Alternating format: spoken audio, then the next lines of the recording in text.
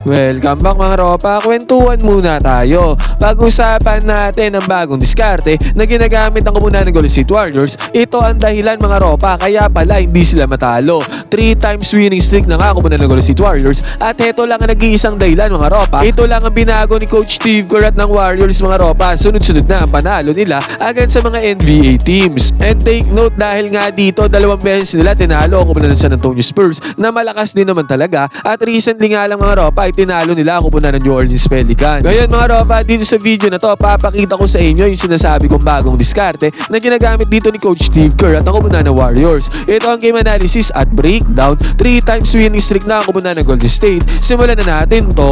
Okay game. Ngayon mga ropa, yung sinasabi kong bagong adjustment at bagong diskarte na ginagamit ni Coach Steve Kerr ay itong sa starting lineup niya mga ropa. Simula ginamit ni Coach Steve Kerr ang starting lineup na to na kung saan si Will Richard at Moses Moody ay sinami niya sa starting 5. Simula nga ng ginawa to ni Coach Steve Kerr mga ropa, nagbago na ang ihip ng hangin para sa komunidad ng Golden State Warriors. 3 times winning streak na nga sila mga ropa. At kung titingnan natin ang pass stats ng dalawang players na to mga ropa, si Moses Moody at Will Richard, etong kay Will Richard ay sobrang desente mga ropa. Sa kanyang past 7 games, sa mga huling 7 games dito ni Will Richard, makikita natin dito ang kanyang stats na talagang matataas talaga. Nag-average siya sa past 7 games niya ng tumataginting na 12.5 points per game para sa komunidad ng Golden State Warriors. Samantalang si Moses Moody naman mga ropa ay talagang sobrang decente talaga ng stats na iambag para sa komunidad ng Golden State. Sa past 7 games si Moses Moody, nag-average siya ng 15.4 points per game. Kaya itong move na ginawa ni Coach Steve Kerr na isama to sa starting 5 ng dalawang players na to ay naging sobrang effective talaga sa kanilang past 3 games mga ropa. At ito nga mga ropa, sa pagkakataon na to, balikan natin tong laro nila kung ano sa komunidad ng New Orleans Pelicans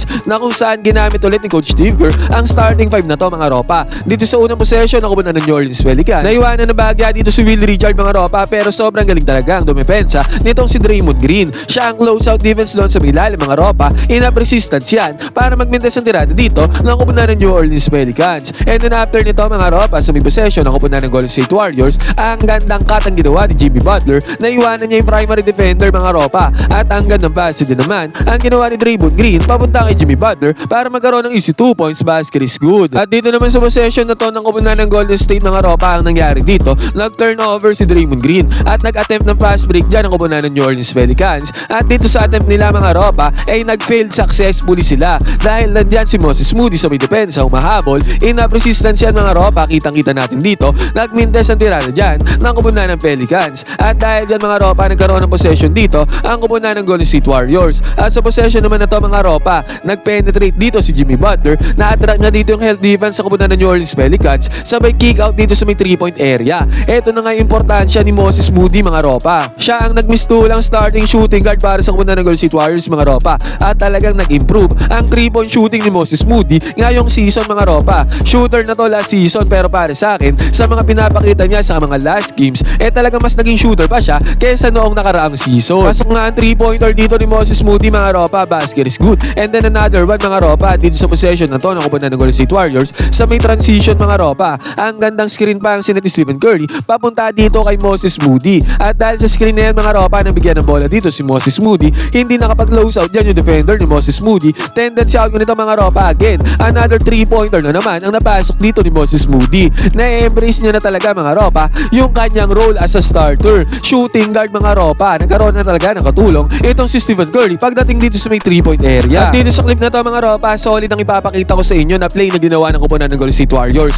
Defensive play to mga ropa, na kung saan possession dito ng komunidad ng New Orleans Pelicans. Ang nangyari dito mga ropa, nagmamando sila dito sa may right side corner 3-pointer, bumabantay dyan si Stephen Curry mga ropa. Sumubok kumatake itong player na to ng komunidad ng Pelicans dito sa may zone defense si Draymond Green doon sa may ilalim. Kitang-kita natin mga ropa, naharangan siya dyan ni Draymond Green, kaya binalik niya na lang yung bola mga ropa dito naman sa may ibabaw. Ngayon mga ropa, pagdating naman dito sa may ibabaw, man-to-man defense ang ginagawa dyan ng Warriors mga ropa. Talagang si Draymond Green lang ang magaling dumepensa, naka-zone at man-to-man defense siya doon sa binabantayan niya doon sa may ilalim. Ngayon mga ropa, si Moses Moody naman ang bumabantay dito sa may ibabaw. Muntikan na nga makakuha ng steal dito si Moses Moody mga ropa, pero dahil nagbigay dyan ng screen ang komunidad ng New Orleans Pelicans, tignan natin ang ginawa dito ni Draymond Green. Agaran siyang umangat dyan doon sa may screen na binigay. Sinabayan niya yung nagbigay ng screen dito mga ropa, at pagkagamit ng screen dyan, binulaga bigla ni Draymond Green yung ball handler dito ng komunidad ng New Orleans Pelicans. Nagulat yan mga ropa kung kaya't ang nangyari dito, tendency outcome yan dahil sa defensive play na ginawa dyan ni Draymond Green.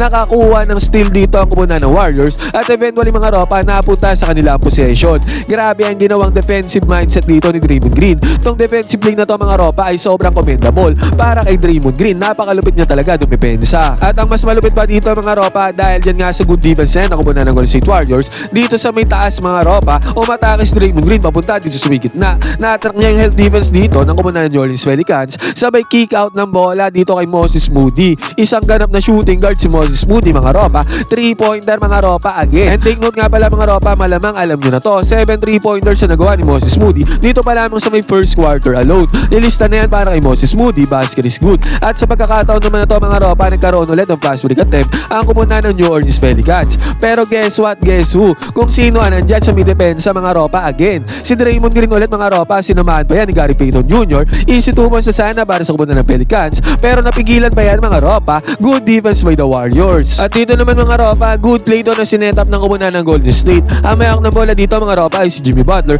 Nagsetan dito ng split action play. Itong si Al Horford at Moses Moody mga ropa. Sabi ko nga sa inyo, sobrang effective talaga ni Moses Moody dito sa may first quarter. At bilang starting 5 dito ni Coach Steve Kerr. Ang nangyari nga dito mga ropa sa split action play na yan, nakapukol na naman ang 3-pointer dito si Moses Moody. Diyan sa play na yan mga ropa, nakalibre na naman ang tirada dito sa may 3-point area itong si Moses Moody. Basket is good yan mga ropa. At in terms of defense ulit tayo para sa koponan ng Golden State Warriors, ang nangyari dito mga ropa, nag-help defense dito si Al Horford. Good defense yan mga ropa, yun nga lang sayang to. Eventually naman bumagsak pa rin sa kamay ng koponan ng New Orleans Pelicans yung bola. Nagkaroon sila ng easy 2 points dyan. Basket is good. At sa pagkakataon na to mga ropa, sa possession ng koponan ng Golden State Warriors, pinaltan na dito yung first 5 ng koponan ng Golden State mga ropa. Napasok naman dito si Brandon Bujemski. Talakayin lang din natin yung play na ginawa dito ni Brandon Bujemski. Nakaman-to-man defense dito ang koponan ng New Orleans Pelicans. At nung naiwanan na ni Brandon Bujemski primary defender dito mga ropa, walang nagawa dito ang Pelicans kundi magbigay ng help defense.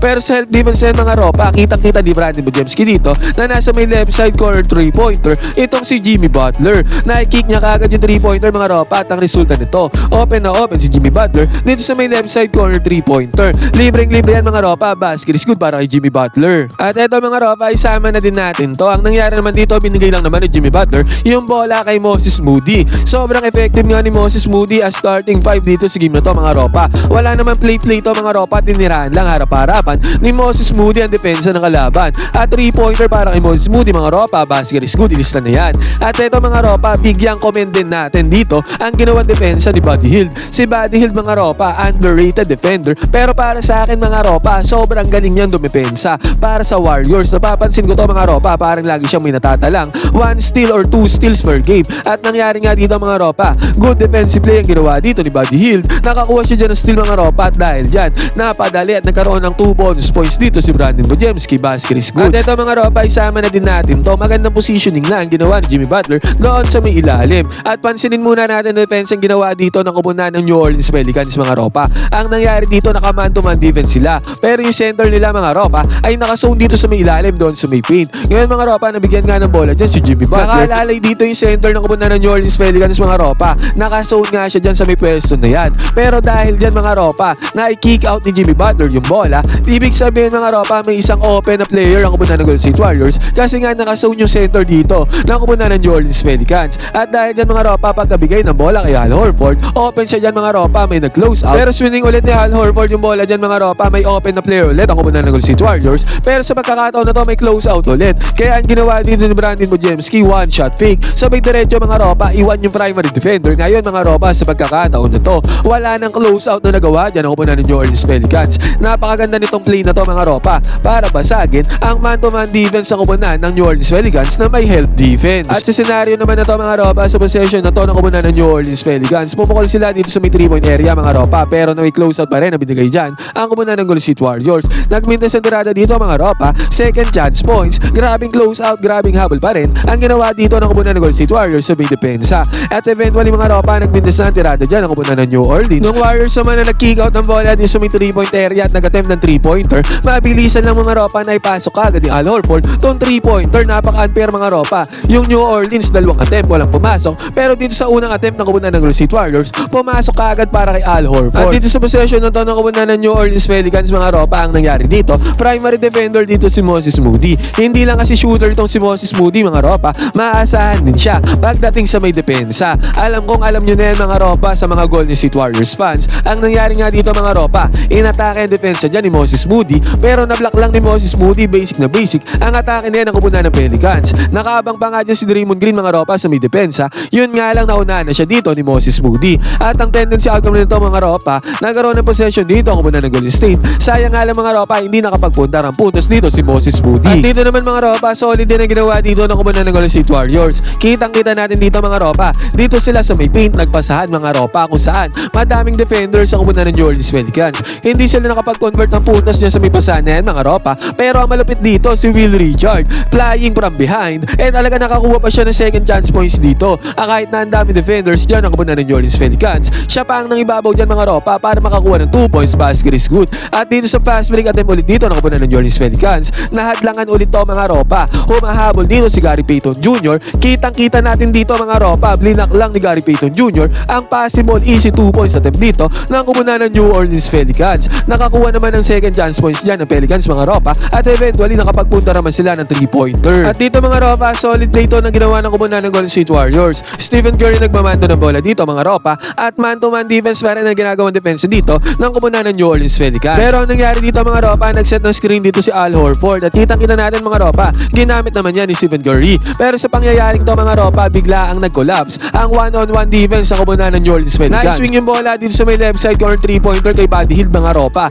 Medyo nag-react dyan yung defender ni Buddy Hield. Nag-zone siya dito against si Stephen Curry mga ropa, kaya ang tendency outcome nito, konting space, konting separation lang ang kailangan dito ni Buddy Hield. Shooter yan mga ropa, pasok ka agad ang 3-pointer dito para kay Buddy Hield. Basic na basic, basket is good. At ito din mga ropa, last clip na to napapakita natin dito. Ganong play ulit ang ginawa dito ng kupunan ng Golden State Warriors. Pero ang pagkakaiba dito mga ropa, ang nangyari, nag-penetrate dyan si Stephen Curry mga ropa. Pero si Will Richard tumakbo dito sa may position na to. Kasi nga nakaharang siya dyan mga ropa, dalawa sila ni Buddy Hield. Pero pagtakbo dyan ni Will Richard mga ropa, na-attract niya yung defender dito ni Buddy Hield. Sumunod sa kanya mga ropa. At ang tendency outcome niya mga ropa, dalawang defenders, ang na-attract dito ni Will Richard, tumakbo lang siya papunta doon sa may baseline. Kaya open na naman si Buddy Hield mga ropa. Enough space na naman na nabigay dyan kay Buddy Hield. Dalawa magsulat 3-pointers to mga ropa. Basic play lang mga ropa. Easy 3 points kagad ang nagawa dito ng Warriors. Ngayon mga ropa, ano masasabi nyo sa panibagong adjustment na ginawa ni Coach Steve Kerr para sa kupunan ng Golden State? Lalo na yung starting 5 niya mga ropa ay wala pang talo yung bagong starting 5. Talagang naging super effective nun. Pwede kayo mag-comment dyan sa baba ninyo opinion mga ropa. Magkwentuhan tayo.